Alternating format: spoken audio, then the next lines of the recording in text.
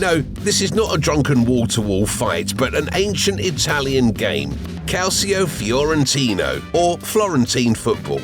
It's vaguely similar to traditional football, with the difference that for the sake of a goal, everything is allowed here.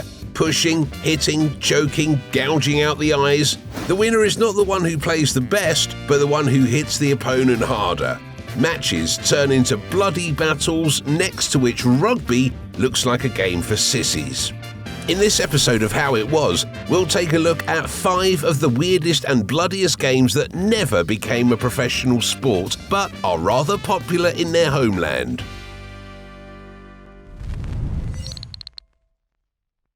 Although Calcio Fiorentino is almost unknown outside Italy, the first written records are found as early as the 15th century. Since then, the rules have hardly changed. You do not need much to play it. A field covered with sand in Piazza Santa Croce in Florence, measuring 50 by 100 meters, 54 healthy men, and a leather ball stuffed with goat hair. The game is believed to have its origins in Florence, although it was once played as well in other cities in Italy. Nowadays, matches are held annually in Florence. Tournaments have not been cancelled, even during wars. According to the rules, 2 teams of 27 people each enter the field. During the game, one can only wear embroidered pants. The torso must be naked. If the ball hits the net, which is spread over the entire width of the playing field, the team scores 1 point. If it misses, the opponent gets half a point. After each goal, the teams switch sides. The winner is the team that has more points after 50 minutes of playing time. After the game, the winners parade with banners across Florence. The losers sadly go home to lick their wounds. The last phrase is not metaphoric at all. Calcio is known for its brutality. Headbutting, punching, elbowing and choking are an integral part of the performance. The player is allowed to kick not only the person with the ball, but also the rest of the opposite team, which often turns the game into a bloody mess. Only recently, the tournament leadership, at the insistence of the city authorities, allowed the medics to be present at the matches. At the same time, if someone is knocked out or a player is seriously injured, the match does not stop. The beaten one is simply quickly carried off the field. There are no substitutions in the game. Almost everything is allowed in Florentine football: MMA, wrestling, boxing, choking, gouging eyes. Formerly, only sucker punches and kicks to the head are prohibited. But in the heat of a match, the game becomes such a meat grinder that you can safely remove everyone after each goal scored. Therefore, such violations are often ignored. Everyone can play modern Calcio, but in the Renaissance it was only played by aristocrats. For example, it is known that Popes Clement VII and Leo XI in their youth loved to chase the ball. When King Henry III of France was invited to watch a Calcio match in 1573, he said, "It was too small to be a war and too cruel to be a game." The next one on our list is Yala Guresh, or Turkish Oil Wrestling, an ancient Central Asian martial tradition. The traditional oil wrestling tournament called Kirkpinar is held every year since 1924 on Sarıyaşı Island near Edirne, historically known as Adrianople. In Turkey, it's believed this tradition traces its roots back to the second half of the 14th century. A huge cauldron of olive oil is brought to the place of the battle.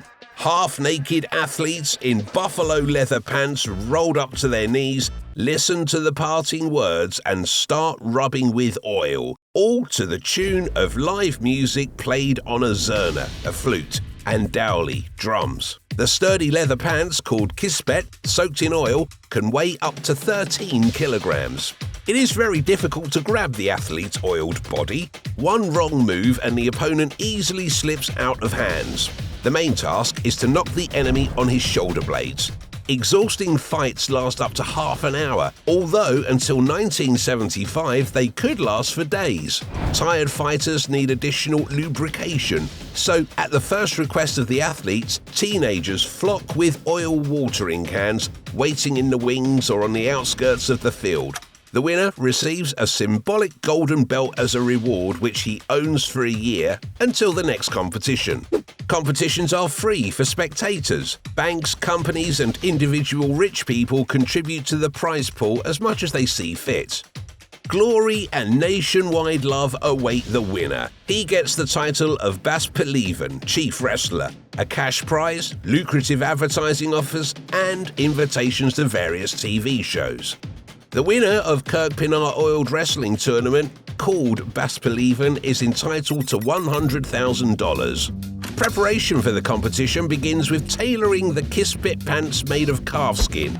However, the most eminent fighters prefer buffalo skin. Since the body covered with oil is very slippery, the only reliable way to grasp the enemy is to stick your hand in the opponent's pants and grab there for a special strap. This should be done carefully, since there is an unwritten code of honor on the battlefield that prohibits ripping off an opponent's clothing. Losing leather pants or ripping them is a shame. Yagli Guresh never became an official sport, but in 2010 the Turkish Festival was included in the UNESCO Intangible Cultural Heritage List. And now let's talk about a much more dangerous entertainment. Records is a kind of bullfighting common in some regions of Spain. It differs from the classic one in that the recortador does not attack the bull but tries to avoid contact with the animal. To do this, he performs pirouettes, jumping over the bull, often without using any auxiliary objects. Some recortadors, however, use a long pole to jump over an angry bull. Records has been popular in Spain for many centuries. Still, the tradition of jumping over the bull itself is even more ancient. A very similar game was popular in Crete during the Minoan civilization in the 2nd millennium BC. Today in Spain and the world, there are more and more opponents of bullfighting, but they often oppose only those varieties where the bull dies. In the case of bull jumping, only the unarmed recortador is in danger since he doesn't use special equipment and performs in everyday clothes, sneakers, trousers and a t-shirt. It is rarely possible to avoid severe injuries in direct contact with a bull. It happens that in one evening, 2 or even 3 recortadors need hospitalization. And here is another game in which the participants are often injured. This is Japanese team fun. Its name translates as bring down the pole. To win, you need to pull down a 3-meter wooden pole held upright by the opposing team. Bo-taoshi is one of the fastest mass competitions because each game only lasts 2 minutes. Bo-taoshi tends to get chaotic as the attackers and defenders struggle for victory. During this time, one team, consisting of 75 people, hold the pole in an upright position and keep it from being brought down. The opposite team, the attackers, jump at the pole and attempt to bring it down. Teams wear brightly coloured uniforms to distinguish each other in a chaotic battle. Punching, kicking, strangling, pulling heads, and similar dangerous roughness is prohibited, but it is quite difficult to control all this due to the massiveness. The history of bo-taoshi begins in the middle of the 20th century. The Japanese National Defense Academy actively promoted the game. The Japanese military have been using it as a training game since the 50s. It was supposed to help future officers develop the will to win and practice a swift attack. The aim used to be for the attackers to get the pole past 45 degrees. In 1973, the rules were changed. Now the required angle is 30 degrees. To start, a small group of defenders, referred to as the pole support group, lock their legs at the base of the pole, forming the base of a human shield. Then, a second and larger group forms a thick layer of bodies supporting those at the base. A third and fourth cluster, referred to as the interference and scrum disablers, create a layer of aggressive defense. They are both tasked with actively pushing back any attackers from their human barricade. Finally, at the top of the pole sits a defender, referred to as the ninja, who kicks back at attackers and uses his body weight to balance any attempts to push the pole over. The attackers break through the defense and remove the opponent sitting atop the pole, and the fastest must reach the pole and knock it down. The rest of the team supports them. This dangerous, chaotic game is like a fierce battle. The only protection allowed is helmets. There are physicians in the sidelines at bo-taoshi games. Fractures and concussions are not uncommon here. No injuries can stop the course of the game. It can only end with the victory or defeat of the team. Despite its brutality, bo-taoshi is very popular today in colleges, schools, and universities among young people of all ages.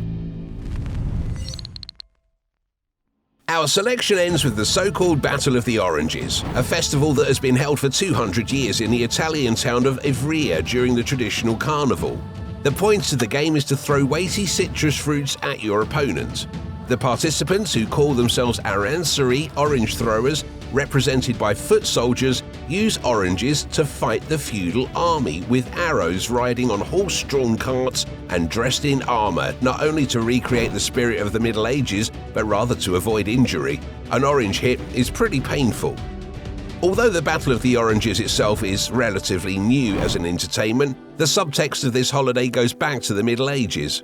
According to the legend, in the 13th century, the local duke intended to rape the miller's daughter Violetta on her wedding day, using the right of the first night. But the girl turned out not to be timid and cut off the head of the rapist, and the town's inhabitants took his palace by storm and burned it. Every year before the carnival, a local girl is chosen to play the role of Violetta. The participants in the battle are divided into the defenders of the duke and the rebellious townspeople.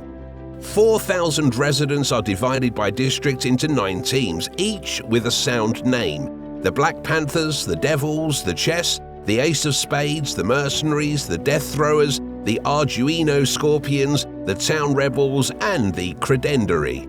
Everyone dresses in historical costumes and gets into carriages, and the battle begins. Hundreds of tons of oranges are destroyed during this game, and after the battle, an orange mess remains on the asphalt. The faces of the fighters also become a mess, black eyes and swollen noses. Sometimes it even comes to bruises and fractures, but at the same time, everyone is happy. Such is this holiday. As you can see, people are sometimes ready to do the most incredible things for the sake of victory and sports passion. However, traditional sports are often bloody too. Learn more about it in our episode of Hockey Without a Mask. If you enjoyed the video, please do like it and ring the bell so you don't miss new episodes of How It Was.